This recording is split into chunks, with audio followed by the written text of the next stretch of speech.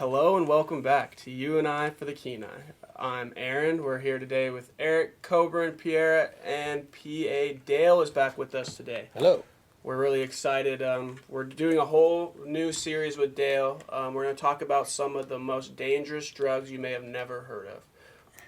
And so today we're talking about fentanyl. A little background on fentanyl. Fentanyl was developed in the late 60s, early 70s. It's a synthetic opioid.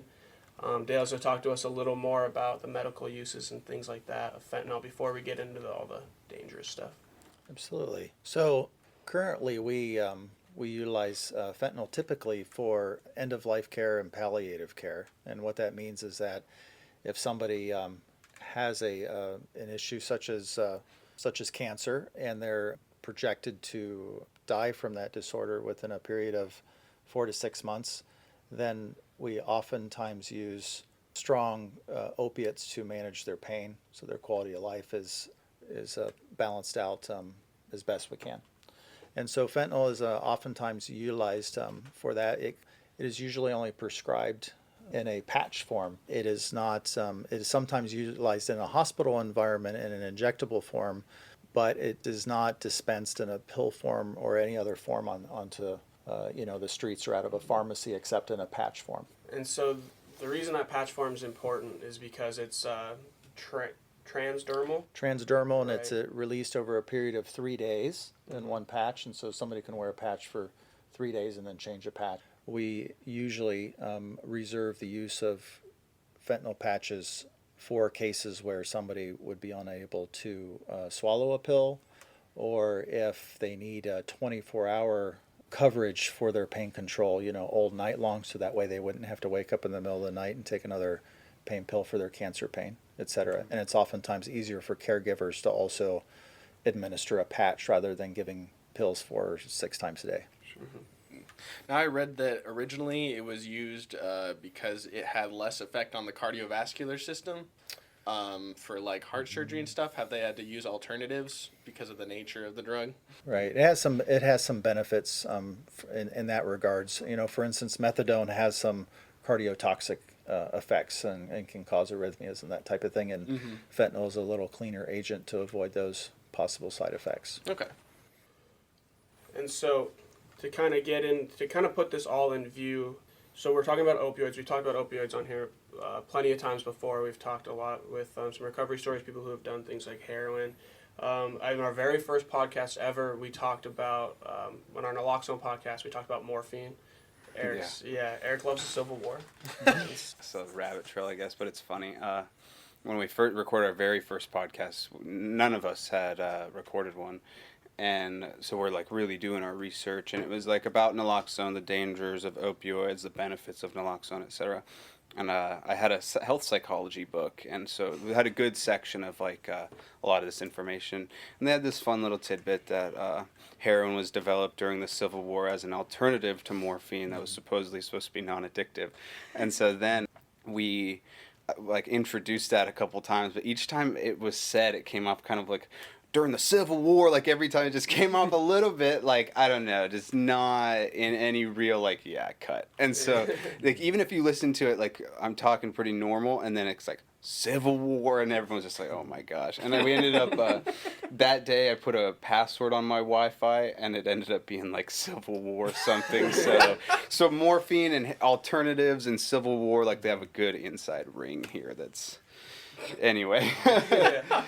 So to bring it back on track, so as we've gone through these things, morphine to heroin and now on to other synthetic opioids such as fentanyl, these things have always increased in potency. Mm-hmm. They have, and so from a medical perspective, the prescription fentanyl, it has been diverted, but it is not generating the deaths that we're currently seeing from fentanyl on the streets, the prescription form of fentanyl.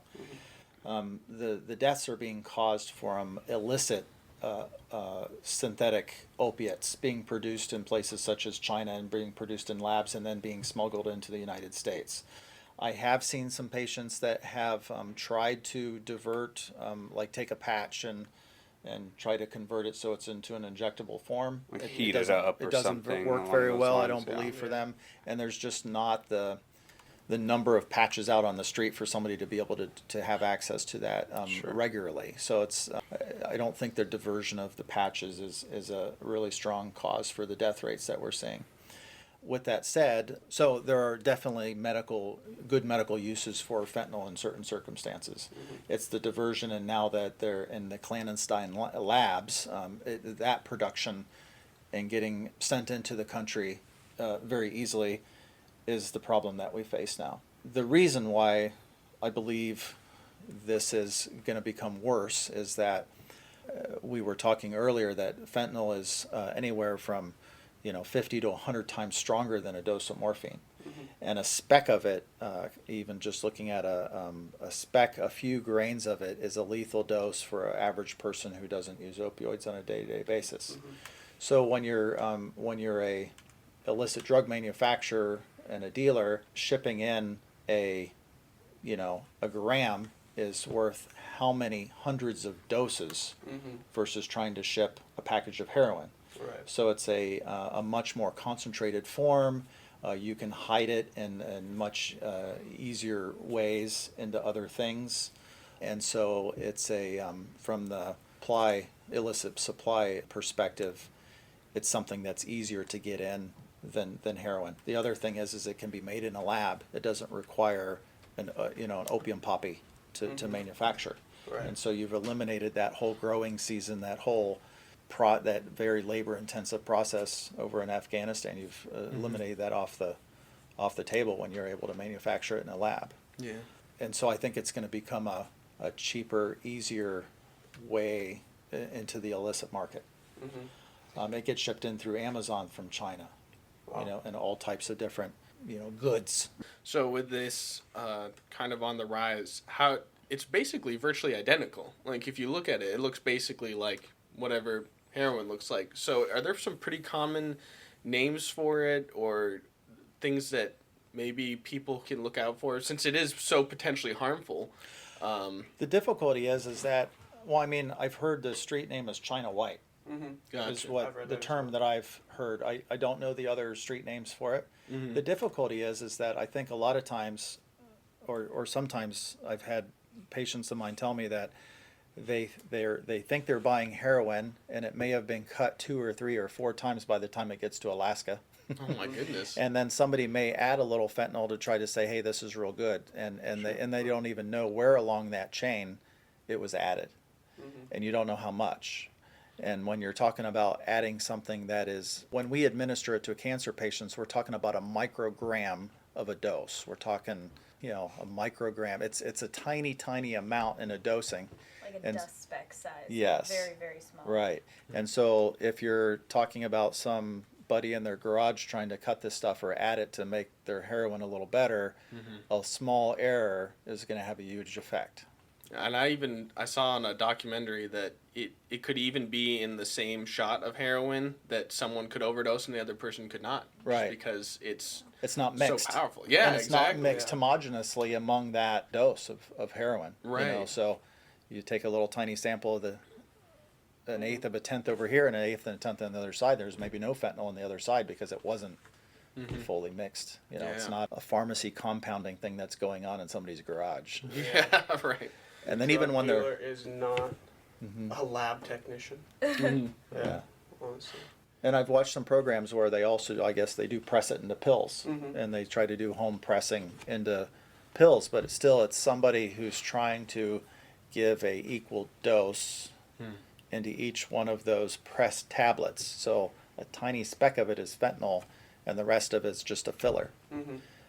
And so if there's any small error in that, you may have 3 or 4 pills that are pretty equal, and then that 4th pill is a lethal dose. Well, and what seems freaky to me is it's not just in heroin also. Like, there's also been accounts, I've been trying to find the article, but I can't find it right now, where they've been cutting, like, cocaine with it also. So people who are not necessarily heroin addicts, if you're just doing cocaine or even if you're at a party or something and do cocaine, you could be potentially getting fentanyl into your system and overdose from that. There was a recent article that was specifically talking about that. Nationwide, we're Yeah, seeing that's what I was trying to find. the overdose deaths from heroin are actually going down, but the overdose deaths from methamphetamine and synthetic opiates are climbing. So in 2016, fentanyl and similar illicit narcotics such as carfentanil is another synthetic opiate that is, did we say 10,000 10,000. times Yeah. stronger? 10,000. Elephant And more. tranquilizer. And so that's even a much smaller dose than fentanyl even, which is used as an elephant tranquilizer. It's being involved in up to 50% of opioid-related deaths now. Wow. And then they call this on the street, I guess, a speedball or a goofball is a combination of cocaine and methamphetamine that's cut with fentanyl. And we're starting to see these as the new combination of causing lots of overdose deaths.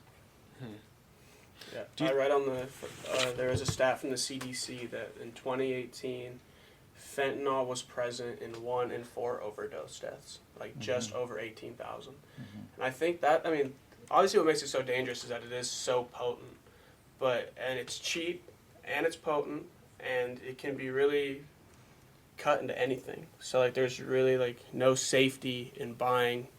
It's like, even like you just like going out to a party, and like we're in a day and age now where it's like this isn't the 60s. Like everything is getting more and more as knowledge grows. Like everything's getting more powerful. Everything from marijuana to cocaine to things getting cut now. Like it's not just a bunch of guys in their backyard, like in their little lab or whatever. Like it's really dangerous stuff. It's not, drugs have kind of lost a sense of like a lack of being casual anymore, in the way that like we've just progressed into like this, the more powerful, the cheaper, like it's become such a $1 billion enterprise. Like it's just getting more and more dangerous to really buy anything off the street anymore. Like it's just kind of it's a dangerous ordeal, kind of putting your life in your hands at that point. Anytime you're really going to buy anything illicit from Jimmy J down the block, it's just not a safe place to really buy anything anymore. And it seems like they're not actually talking to kids about that either. Like, not necessarily kids, but like college, high school, when kids are just starting to get into partying. No one's telling them about that. And so I feel like you should at least if raise they are, a I think little there's bit of like an element of, well, that wouldn't happen to me, especially because like if you're buying your drugs from the same guy that you grew up with or that you have some kind of rapport with, I think there can be this element of like not me. But then there's at some point along that drug chain, that supply chain, somewhere along the line, it's not your friend anymore. It's some person a long ways away that none of you guys have ever met, doing things with chemicals that are really, really powerful and really, really dangerous. And I think, in the, like, kind of, in Montana, there was like that Montana meth project, and it's like, like all kinds of other projects that are like drug kind of related, public health kind of deals that are like not even once, but really it's like just one time with just a speck of dust too much, and that might be it, And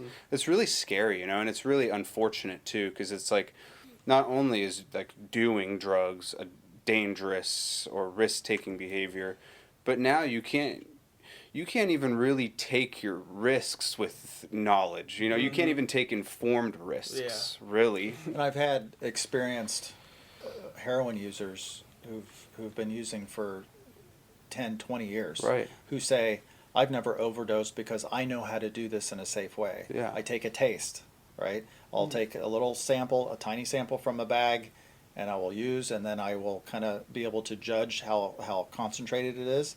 The problem with the fentanyl is it's not mixed evenly throughout that whole bag. Right. So you could have 3 doses from that tenth, Yeah. or Right. or 3 of the tenths you bought were equal, and then that last dose has a dose of fentanyl, and then you're done. So you have no idea.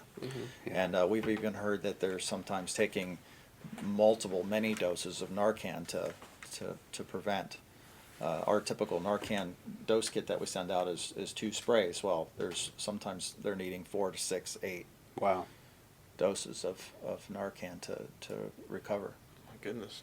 Because the idea is that Narcan is out competing the chemicals in Narcan are out competing for those receptors, right? Right. With other opioids. Is there going to be a point where like Narcan just doesn't outcompete something? Well, Or is it just like chemically locked like the in? It's like, carfentanil, I think it'll still work, but it's going to need exceedingly Sure. high doses. And, Sure. And by the time, yeah, it's I don't know how well Narcan works for carfentanil. sure. It just again, it's a dose Yeah. relationship, but. Right. And when you're there, you know, like you say, it does take 2, 4, 6, 8, 10. Like, you're fighting time at that point, too. Like, you're getting a little bit better, but if it's not going to outcompete by the time that there's too much damage done, and serious brain injuries, lack of oxygen, there's a whole just other litany of health problems that can occur just from, even if you do get revived, just not having enough time. Right. That, And it seems like it's something for somebody to carry Narcan, right? I mean, that's a great step, and I think it takes a level of, wherewithal to do that. It's kind of a whole nother level to be. You're gonna need 8 of these. Yeah. I mean, that's another task. I feel like, and that's unfortunate. I'd equate it to so a college kid drinking a wine cooler versus drinking 12 ounces of straight moonshine. Right. Yeah. Yeah. I mean, that can kill you. Yeah. It's a high enough dose. Yeah. But you think you're drinking your Water standard or dose. something, yeah. Yeah. You think you're drinking a Mike's Hard, but it's Everclear. You have Right. no Yeah. idea. Right. But that's the kind of the level is. Right. You don't know it's idea when you're deceptive. injecting it in your vein. Yeah, yeah, exactly. That's crazy. Do you think that's going to be the trend? I mean, it definitely seems like it, but do you think it's just going to get more potent, or is there going to be a cutoff point like with carfentanil where it's so easy to just end up dead? I have to assume from a pure business perspective, it's not in the drug dealer and manufacturer's best interest to kill off their customers. Yeah, yeah. So you think there's going to be some point where that slows down a little bit with the potency? I certainly hope so. Now, Yeah. so with that said, from a harm reduction standpoint, there are some kits that are being made available to individuals to be able to test Oh, the test strips. the test strips to test for fentanyl. Now, I'm not sure if they're testing it's able to come up positive for carfentanil or not. I think I'm not. it's just So it may just be fentanyl. fentanyl. So there's a way that people can get test strips to be able to test their what they have. But again, my question is well, okay, you tested a little corner of what you have, but Right. the fentanyl's in the other side of it. Yeah. So I don't know how accurate that is. It's better than nothing, probably though. Yeah. But it is certainly an option out there. do you know where you might go to? Where someone I'm might go not to get familiar one? in our program here locally. I know I've heard that it's being dispensed through in Homer though, so In through Homer? through a program in Homer. But I'm not familiar with a program up here Yeah. that's doing that yet. Might be able to. I don't know. I'm finding information on it in. It says Harm Reduction Coalition. So harmreduction.org. They have information on it, but I don't know if you can get it on there. But you can find more information on there at least, if anyone's actually curious. So if I'm a drug user, like a chronic drug user, and I'm really trying to think this through, like how do I survive and continue to do drugs? Seems as if my test strip, maybe a decent option, but not always the best option because you have to seemingly test every dose. Say I don't have a test strip and I'm withdrawing, I'm probably going to use regardless, knowing just that basic situation. So it seems as if at this point, there's no way to really ensure that my drugs are completely safe, which means I can't really ensure I'm not going to overdose. So it seems like my only real option is to not use alone and have Narcan in a substantial amount. Yeah. Definitely. And if you're That's a gonna lot use- of ifs, man, Yeah. and about if you're going to use staying alive. with somebody else, Not you know, using it don't at do the it at the same same moment, time. right? Yeah. I mean, that's a lot of Big ifs, shifts. right? 20 Yeah. minutes apart, or Well, something this like is that. kind of a scary thing. Is on this website that I mentioned earlier. It says testing at the Insight Safe Injection Facility in Vancouver in 2016, 80% or 86% of all drugs tested were positive for fentanyl, whether pills or powder, and that was in 2016. 86%. And So what drugs did they test? Like, was it a wide variety? the I'm ones they just say, curious. cocaine, MDMA, ketamine, Wow. other non-injectable drugs. But the test strips are for literally anything. Hmm. So So they just test for fentanyl? Like to see if yeah, there's these fentanyl in ones your just mix? in particular test for fentanyl. I don't know if they have other test strips that test for I'm not everything familiar with else. street supplied test strips that are able to do that. Yeah, Right. You know, it's a little complex to Sure. have multiple yeah. sentences because there's a big difference between when I do a urine collection on somebody. I'm almost always testing for the metabolite, what your body changes Sure. the drug into, Yeah. and not the drug itself. Yeah. So, for instance, Yeah. if I took one of my urine test cups and put some actual fentanyl in there, it would probably show negative because I'm actually looking for the metabolite that a person would Right. produce after being exposed to. Yeah. So that's different technology, different chemical. Right. Yeah, you know they like with alcohol. Somebody I remember coming across something that they would do a urine test for that, and I was like, it just doesn't make any sense. You know, I was quite I was like, it doesn't make any sense. But I guess they were just testing for the metabolite Right. of that would- ETG is what it's called. Dale, with some of your clients, does this added risk, if they're aware of it, does that deter them at all, or is it like what's the mentality? I can't imagine that if you're currently struggling with hard drugs that you're super concerned for your welfare, but is that added like you're basically possibly rolling the dice for if you're gonna live or not? Is that a lot of reasons for quitting for people, or? I've had some patients that have come in after an overdose because it scared them enough, or they saw a friend that overdosed and it scared them enough to say, I've had enough of this. Yet, I will say that once somebody has been using particularly for a number of years, if not over a decade, that decision-making process isn't there anymore.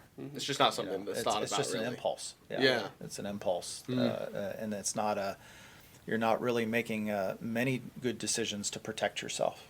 You know, whether it's in regards to your family, protect your family, or to get into a car high. I mean, there's probably not a thought that crosses their mind of that I'm doing something dangerous.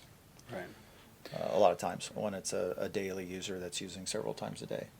So it just seems like if you're using for 10 years, for a lot of people, it probably, it's like, I need to quit or I'm going to lose my job. And then they lose their job. I'm going to quit or I'm going to lose. And each of these losses increases in, like, personal loss, right? And so then there becomes, I think, a point where you're like, if anything starts with quit or this, like, it's just going to have to assume that this or is going to happen, Yeah. I mean, after 10 years, I think that probably gets to be Worn down. a reality. They're almost Right. fatalistic. It's Right, like, right. Yeah. what else do I have to lose Sure. besides being sick? Right. Yeah. Definitely. You showed us some charts earlier about, can you explain some of those? About the overdoses that you were seeing in the hospital and then a drop off. Yeah, so kind of those trends. I thought those were interesting. And I believe these are posted on the website for Change for the Kenai. And we've been gathering data on the number of reported overdoses in our local emergency room. And we were averaging per month before July of 2017, we were averaging somewhere between 16 and 22 overdoses per month reported in the ER. At the hospital here. At the Soldotna. hospital. Okay. Now that doesn't mean overdose deaths. That's just side effects from overdose of using a drug. And it could be any type of drug. Yeah. Basically, it could be prescription, illicit, whatever. And then in the past 2 years, our overdose rates are now between 2 and 5 per month on average. Down from 16 to 22. Correct. Okay. Correct. Wow. And so it's a significant decline in the past 2 years, which is wonderful. And I believe that is in part of multiple things that have happened in our community, both Narcan being readily available and available for people to have on hand in case of a accidental overdose. And you can get that Narcan at Kenai Public Health on Barnacle Way out in Kenai, just by the PCHS, by that dental office over there. It looks It looks old. like a house, though. It looks old, bro. I don't know. It's a I think difference. it had to have been residential or something at some point. You know what the building we're talking about, right? No. There's a PCHS dental office over in Kenai, like across from the Looks like an softball old areas. house. Okay. It just No. looks. I mean, it just looks like Yeah. your classic house. Like I was with a kid one time, like a 10-year-old, and we drove by and she's like, "That's a cool house," and I was like, and I didn't tell her because it wasn't relevant. But I mean, it's the dental, so yeah. Yeah, it's, yeah. We'll have to rewind back to like, and you can get that. Oh, dude. You got and it. Then, and then also, I think the drops in the overdose rates are also due to combined efforts of there's several local providers now that have been able to provide people with other options and a path to recovery. Our efforts have been really tremendous in our small community.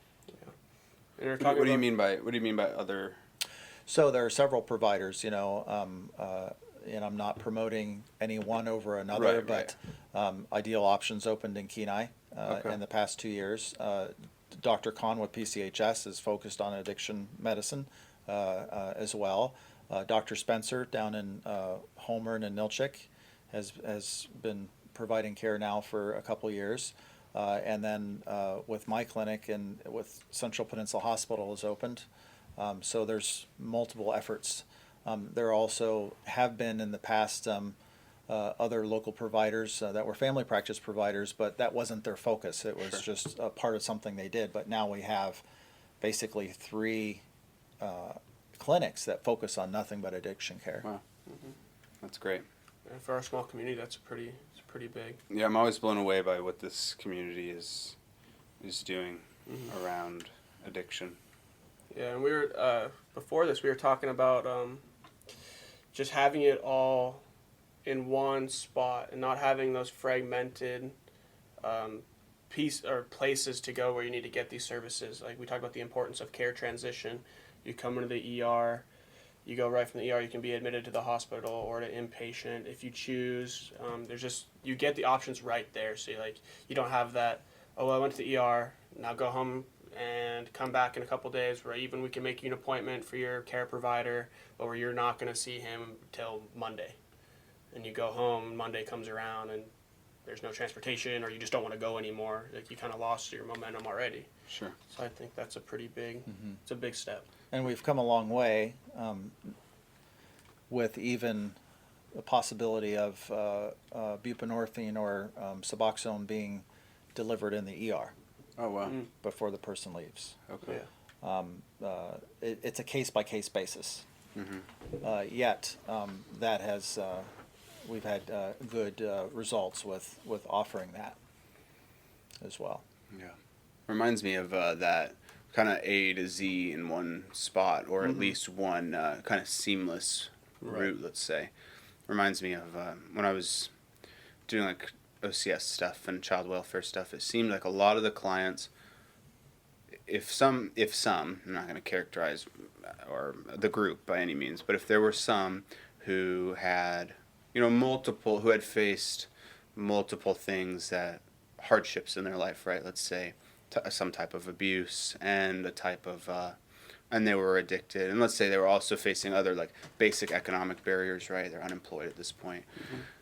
If they, there's several different things going on there, right? And so, like maybe just fixing addiction, good start, but maybe there were other things there that would prevent them from living a really quality life, right? But the ones that seem to go into an inpatient rehabilitation center early on, where you were working on all types of traumas, all types of hardships, you were getting set up with some type of employment or place to live. Basically, you were tackling that A through Z in a seamless way. Those were the ones, at least in proportion of success versus failure, who seemed to do really well. And it just, and when I was making those like I mean, nothing profound, but seeing that trend and now hearing this, and I think we've seen this for a little while, and it's just so nice to see that you can get so many of these in one kind of seamless route. Because otherwise, when it's so broken apart and you put so many just basic barriers of whether it be transportation, especially in Alaska when it can be cold, there's just all these different barriers. And what happens is you run into, you're in a really fragile place in life and you run into just a couple bumps in the road in a short enough gap of time, and that can derail for a significant amount of time, especially if you're in the child welfare system. Mm-hmm. You derail for 8 months and you don't have a whole lot of time to get back on track, Yeah. So thanks Dale for, I know you listening to the podcasts and, hearing you speak otherwise. It's just very obvious that you are invested in the well-being of people in this community and attacking addiction kind of at its front. And I think that, each piece becomes so critical to somebody's, not to be dramatic, but somebody's life or not, So thank you. Yeah. Well, it's been a wonderful experience from a provider perspective to be able to help somebody and so significantly. I think most providers go into medicine to help people, and this is an area of medicine where you can do a lot of good and really help people make a difference in their lives. I don't actually do anything. I just coach people through it and into a different avenue. But it's a wonderful thing to be a part of. Yeah. As you were kind of mentioning earlier about when we were talking about the fear of overdosing kind of driving people, I think that connects with what Eric and Aaron were saying about kind of getting that A to Z care, especially when the fear of that experience happening so soon, they're in the hospital, say, or and they're aware that, wow, I almost died, basically. And once a week passes or something, maybe you look back on it and you're like, but I lived though. But I made it. I'm still here. So it must have not been that bad. I think fear is not always very long-lived. Right. Yeah. Think It's about a the, wake-up I call. think it's especially how many people have heard especially younger people, but not specific to a generation, just younger people like, oh, I'm never doing that again, and then you or do it like, again. God, if you let me out of this, like that's a classic idea, right? And then 4 days later, same thing, right? It's the classic hangover speech, dude. Like, I'm never drinking again. And like you said, weekend rolls later, you're like, oh, but I'll be fine tomorrow. It's gonna be different this time. Yeah. But yeah, I think having everything right here, right there does, I think that's a good point. Yeah. It doesn't give you time to kind of re-rationalize and re-justify some things and give yourself but I lived though. I'll just, it'll be okay. Yeah. Yeah, definitely. I think that's important. Especially with something that only takes 2 milligrams. Or not even milligrams, but micrograms? Micrograms. 2 micrograms, yeah. And that's the crazy thing is it's so easy to be in everything, dude. It's there's such a gamble. It kind of makes me anxious just thinking about it. I'm not much of a gambling guy, but literally it may not be. It could be from the same bag. Not today, maybe tomorrow, maybe the next day. It's just. And it can also it's a gamble. be from just contact. Because there's a few. I don't know. There were a few articles that I found. Isn't that right? Or where it was kids got in contact with it. I think it's mainly through ingestion or inhalation. Okay. Or inhalation. It can be absorbed that way. So it's not as red. I mean, so if somebody if we had spilled some on this table here and you touched the table and you didn't really know it was on there, and then you went and ate a sandwich or you touched your mouth or something, you can ingest it that way. Or if it was aerosolized and you breathed it in, I think it definitely could be a toxic exposure. But it's not as. Yeah. There's been lots of times where police officers, for instance, will get exposed to it, and as a precaution they'll take them and get them evaluated, but it's not as readily absorbed through the skin without a transdermal, actually a system. There has to be other chemicals involved, and it's highly variable. If you're hot and sweaty and your pores are open, I assume that you're more likely to absorb it versus.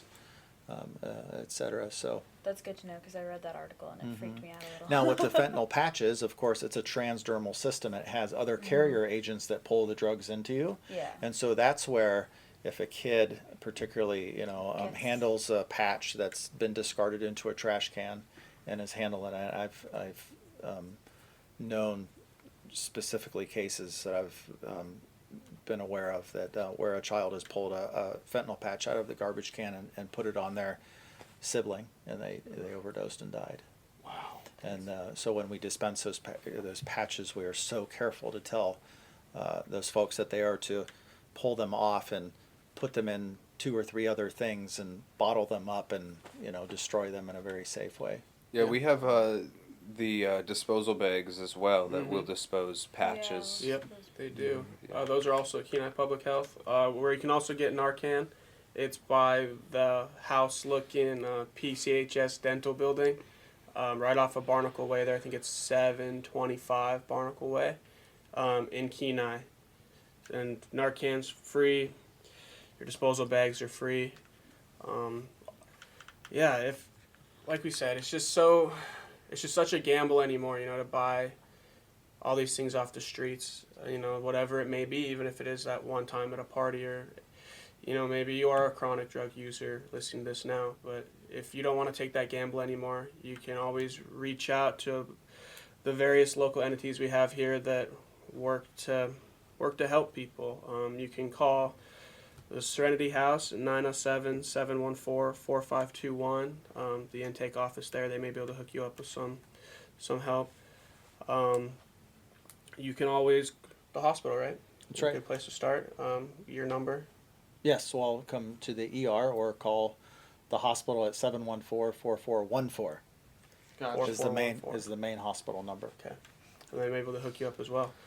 Dale, thank you so much for giving us a different look as to in what fentanyl is, kind of how it gets in, what the medical purposes are, and just some general awareness. We really appreciate your I perspective. think and before we go, I think it's nice. I appreciate all of it, but I like that I think in the process of the opioid epidemic, opioids themselves have been vilified, but for a lot of people, they do a lot of good. And it sounds like earlier in this episode you mentioned that for a lot of people, fentanyl does a lot of good. And so it's not like we're vilifying fentanyl itself. What we're trying to do is just share its uses, medical proper uses, as well as its dangers and ways to potentially avoid some of its negative consequences if they work into other drugs or other properties or substances that have otherwise could then produce some harmful consequences, which it sounds like if you're doing drugs if you're doing drugs period, you would be served to have a few things of Narcan with you. Right. So yeah, thank you so much, Dale. Thank you. As Thank you. always, this is You and I for the Kenai.